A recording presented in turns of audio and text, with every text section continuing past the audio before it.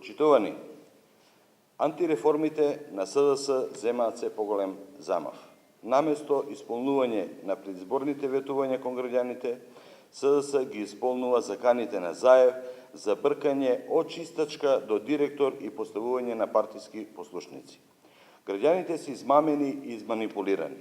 Граѓаните гледаат како Заев и неговите соработници ја партизираат државата, полнејќи ја администрацијата со партиски послушници. Нивниот пратеник Курто Дудуш најави дека членската книжка на СДС ќе станела втора лична карта. Тој што е имал ќе можел да вози нерегистрирани автомобили и да прави прекршоци без да биде казнет. Сега гледаме како ќе го реализираат преку поставување на партиски послушници на високи позиции во МВР. Таков е случајот со поставувањето на Стојанче Величковиќ за началник на СВР Куманово. Да биде трагедијата уште поголема, Величковиќ беше жив фатен во криминал. Целата јавност го гледаше како се качува по автомобили, хистерично вика и држи политички говори бегајки од полицијата. Величковиќ беше осомничен за кривични дела, злоупотреба на службена положба и злосторничко здружување, како и други дела за кои се гони по службена должност.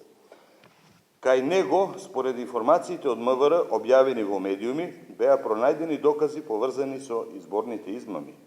Сега овој кадар ќе треба да спроведува реформи. Трагедија. Тој може да ги спроведува само реформите на Курто Дудуш. Тој ќе ја тера партиската агенда и кумановската полиција ќе ја претвори во партиски сервис на СДС. Како и секогаш, кога е СДС во прашање, криминалот ќе цвета.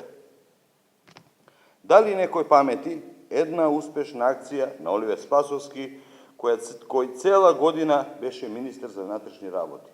Не. Граѓаните на Република Македонија не гласаа за луѓе кои се неискусни и непрофесионалци, кои се насилници и соработници на криминогени структури блиски до СДС.